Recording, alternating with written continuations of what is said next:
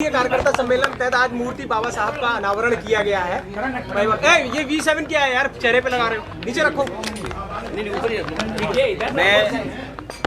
मैं समाजवादी पार्टी के सभी कार्यकर्ता अरे ये P7 चेहरा क्यों ढक रहे हो भाई?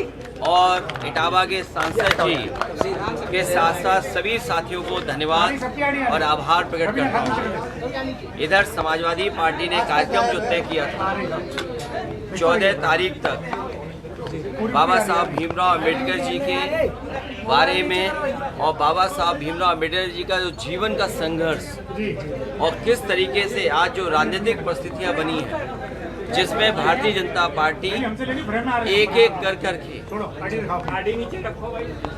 एक फैसला लेकर के संविधान को किस तरीके से कमजोर कर रहे हैं। मैं बधाई देना चाहता हूं कार्यकर्ताओं को, नेताओं को, जिन्होंने बाबा साहब अम्बेडकर जी की प्रतिमा लगा करके ये संकल्प लिया है कि जो रास्ता बाबा साहब भीमराव अम्बेडकर जी ने दिखाया था उस रास्ते पे चल करके इस देश को और मजबूत बनाने का काम करेंगे।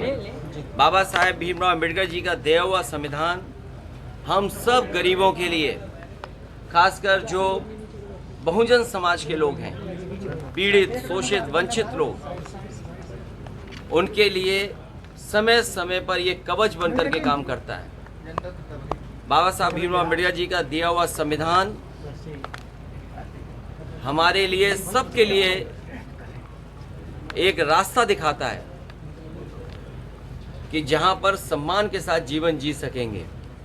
और उसी संविधान को भारतीय जनता पार्टी कमजोर करना चाहती है। हम सब मिलकर के बाबा साहब भीमराव अम्बेडकर जी के रास्ते पे चल करके, डॉक्टर लोहिया जी के रास्ते पे चल करके, और जो नेताजी ने संघर्ष का रास्ता समाजवाद को हाथ में दिया है, उन चीजों से परिवर्तन लाने का काम करेंगे। अटल जी की भी प्रतिमा बगल में लगी है, बाबा साहब की भी लगी है।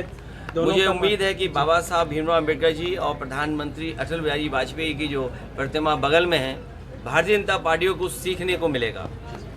भारतीय जनता पार्टी के लोग यहाँ आएँ, जिस तरीके से हम लोगों ने बाबा साहब भीमराव अम्बेडकर जी के सामने नमन किया, उसके बाद देश के रहे प्रधानमंत्री, उनकी भी प्रतिमा पे हमारी पार्टी के कार्यकर्ताओं ने माल्यार्पण किया, हम लोगों ने नमन किया। ये भारतीय जनता पार्टी के लिए सीख है कि संविधान सबके लिए बराबर है, और जितना भारतीय जनता पार्टी के लोग बाबा साहब के शरण में चले जाएंगे उतना ही देश और मजबूत दिखाई देगा। दलित जोड़ो अभियान शुरू कर रही है बीजेपी। 14 तारीख से दलित जोड़ो अभियान शुरू कर रही है, गाँव-गाँव जाकर। छुआछूत, दूरी रखना, उनका छुआ खाना न खाना, और बाबा साहब भीमराव अम्बेडकर जी के बारे में तो पढ़ा होगा कि किस तरीके से पीने के पानी को लेकर के उन्हें संघर्ष करना पड़ा। जो तालाब था वहाँ भी पानी पी नहीं सकते थे, पानी के लिए कितना इंतजार करना पड़ता था। अपनी क्लास, अपने कॉलेज या समाज में उन्होंने कितना भेदभाव देखा।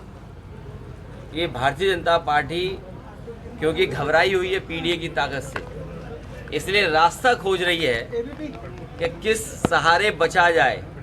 इसीलिए जानबूझ करके समाजवादियों का जब कार्यक्रम संपन्न हो गया है, उसके बाद वो कार्यक्रम कर रहे हैं।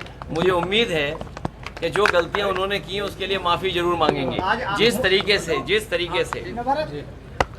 गैलीलियो को सजा दी थी चर्च ने और उसकी जान चली गई थी, और गैलीलियो ने केवल ये कहा था कि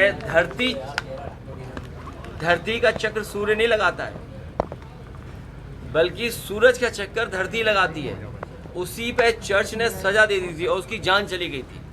400 साल बाद माफ़ी मांगी।